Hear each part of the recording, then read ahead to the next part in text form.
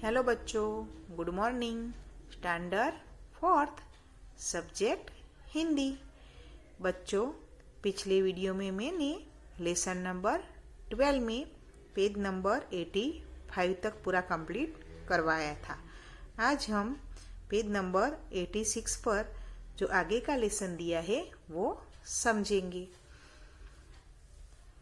बापूजी ने जो आंदोलन छेड़ा है उनके हम साक्षी है और भारत के इतिहास निर्माण में हम भी सहयोग दे रहे हैं। बच्चों, आप सब जानते हैं कि बापूजी यानी कि महात्मा गांधी जी ने हमारे भारत देश को अंग्रेजों की गुलामी में से मुक्त कराने के लिए अनेक आंदोलन छेड़े थे यानी कि किए थे, जैसे कि असहयोग आंदोलन, फिर नमक आंदोलन, खेड़ा सत्याग्रह, उसके अलावा सविनय अवज्ञा आंदोलन यानी कि बिना हिंसा किए कानून को तोड़ना। ऐसे अनेक आंदोलन गांधी बापू ने किए थे। इन आंदोलनों में गांधी बापू के अलावा सरदार वल्लभ भाई पटेल, जवाहरलाल नेहरू, चंद्रशेखर आजाद, सुभाष चंद्र बोस आदि अनेक क्रांतिकारियों ने भी अपना सहयोग दिया था। तो यहाँ जवाहरलाल नेहरू जी क्या समझा रहे हैं अपनी पुत्री को कि भारत के इतिहास निर्माण में हम भी सहयोग दे रहे हैं। मैं चाहता हूँ कि तुम बहादुर बनो। क्या सलाह दी है जवाहरलाल नेहरू जी ने अपनी पुत्री को बहादुर बनने की, कि तुम भी बहादुर बनो। मैंने आगे आपको समझाया था ना कि कोई भी सामान्य मनुष्य होता है वो अपने परिवार के बारे में सोचता है, अपने बच्चों के बारे में सोचता है, वो इससे बहादुरी के काम नहीं करता। लेकिन हर एक जो महान आदमी है वो पहले से ही ऐसा बहादुर नहीं होता, लेकिन उसके जीवन में कुछ ऐसी घटनाएं घटती है, उसके कारण वो ऐसे कार्य करने के लिए प्रेरित होता है और वो आगे चलकर महान बनता है। तो जैसे कि महात्मा गांधी जी, जवाहरलाल नेहरू जी, वो सब को बचपन से ही ऐसे महान नहीं थे, लेकिन उन्होंने अपने जीवन में से ऐसे कुछ घटनाएं घटी, उससे प्रेरणा लेकर वो एक कार्य करने के लिए प्रेरित हुए और आगे चलकर वो एक महान हस्ती बन पाए। तो आगे देखिए, अब ऐसा काम करो जिसकी सारा समाज सराहना करे। सराहना यानी कि प्रशंसा करे। तो हमें कैसा कार्य करना चाहिए कि जिससे पूरा समाज हमारी सराहना यानी कि प्रशंसा करे। कोई भी कार्य निरपेक्ष भाव से करो। निरपेक्ष का मतलब क्या होता है बच्चों? अपेक्षा न रखने वाला, यानी हमें किसी जो भी कार्य करे उसमें कोई पद, हमारे नाम की, फिर कोई वस्तु की अपेक्षा रखनी चाहिए नहीं, यानी अपेक्षा रखे बिना हमें काम करना चाहिए। मिदास राजा की कहानी याद रखो, जिसने लालच में आकर अपनी पुत्री को सोने में बदला हुआ पाया था।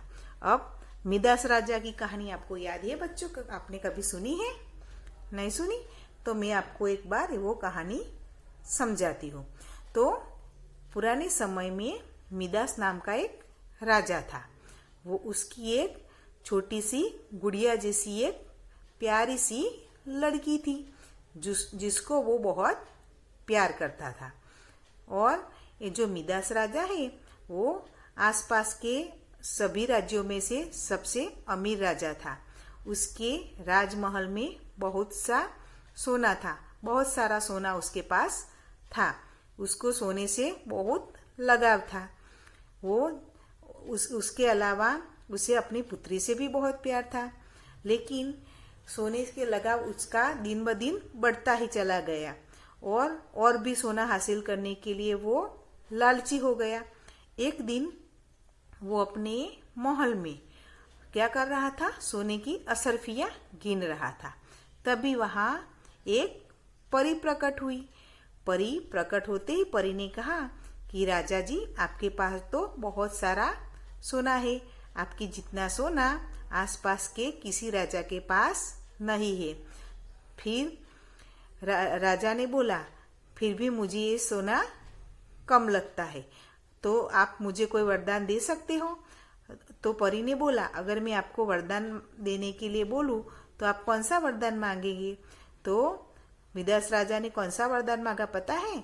उन्होंने ऐसा वरदान मांगा कि मैं जिस किसी चीज को छू वो सोने की बन जाए। तो परी ने कहा, मैं ऐसा वरदान आपको दे तो दूंगी, लेकिन इसे पाकर आप कभी खुश नहीं रह पाओगे। और परी ने उस मिदास राजा को ये वरदान दे दिया कि कल सूर्योदय होते ही आप जिस किसी चीज को छुएंगे वो सोने की हो जाएंगी। तो रात को राजा तो सो गए। फिर जब सवेरे उठे तो उन्होंने उनके मन में विचार आया कि चलो मैं चेक कर मैं देख लूं कि सभी चीजें सोने की होती है या नहीं होती। तो वो सभी चीजों को बारी बारी से छूने लगा, तो सभी चीजें क्या होने लगी? सोने की। इस तरह से वो पूरे महल में इधर से उधर भागते हुए सभी चीजों को सोने की बनाने लगा। तभी वो थक गया और उसको भूख और प्यास भी लगने लगी, तो वो खाना खाने के लिए बैठा।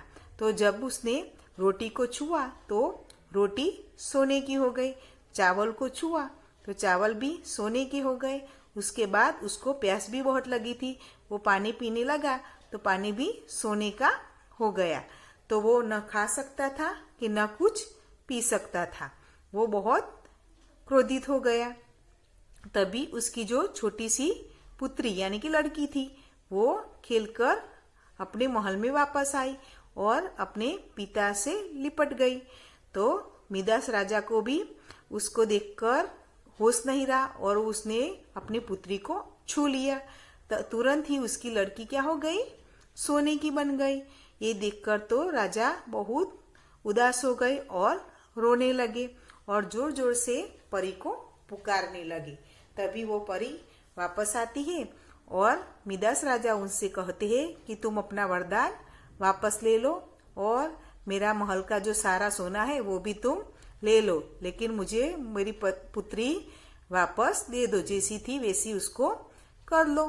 तब परी ने उसको अपनी उस पुत्री को ठीक कर दिया और महल की जो बाकी चीजें थी उसको भी परी ने ठीक कर दिया। तो बच्चों, आपको समझ में आया कि मिदास राजा ने बहुत लालच किया, उसके कारण उसकी पुत्री को उसने सोने का बना दिया। तो हमें कभी भी किसी चीज, वस्तु या ओहदे का लालच करना चाहिए नहीं। ये हमें इस कहानी से यह सीख मिलती है। बापूजी जो स्वतंत्रता आंदोलन चला रहे थे, वह आंदोलन सिर्फ बापू के लिए नहीं अपितु सभी भारतीयों के लिए है।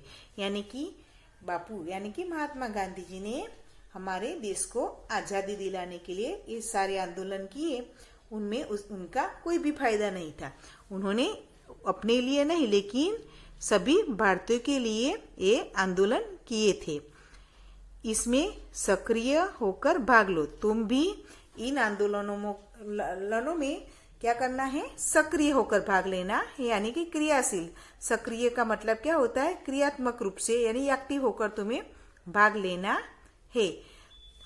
मेरी शुभकामनाएं हमेशा तुम्हारे साथ है। क्या कहा है जवाहरलाल नेहरू जी ने कि मेरी शुभकामनाएं यानी कि शुभाशीष, आशीर्वाद हमेशा तुम्हारे साथ है। भारत की सेवा के लिए तुम सदा सिपाही की तरह तैयार रहो। भारत की सेवा के लिए हमें किस तरह तैयार, इंदिरा गांधी जी को किस तरह तैयार रहने के लिए बोला है कि सिपाही की तरह। किस तरह बच्चों? सिपाही की तरह। जैसे कि एक सिपाही अपने देश की रक्षा के लिए अपनी जान की परवाह नहीं करता, वो सरहद पर अपने डटा रहता है, दुश्मनों के सामने भी वो डटा रहता है और अपनी जान गंवाकर भी अपने देश की रक्षा के लिए तत्पर रहता है। तो जवाहरलाल नेहरू जी ने इंदिरा जी को इसी सिपाही की तरह अपनी देश की सेवा के लिए तैयार रहने के लिए बोला है और यही उनकी शुभकामनाएं हैं।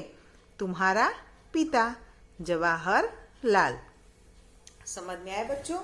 यहाँ अपने जवाहरलाल नेहरू ने अपनी पुत्री को कैसा बनने के लिए कहा है? बहादुर। और देश की सेवा करने के लिए जो गांधी जी ने आंदोलन चलाए थे ना, उसमें सक्रिय होने के लिए भी उनको सीख दी है।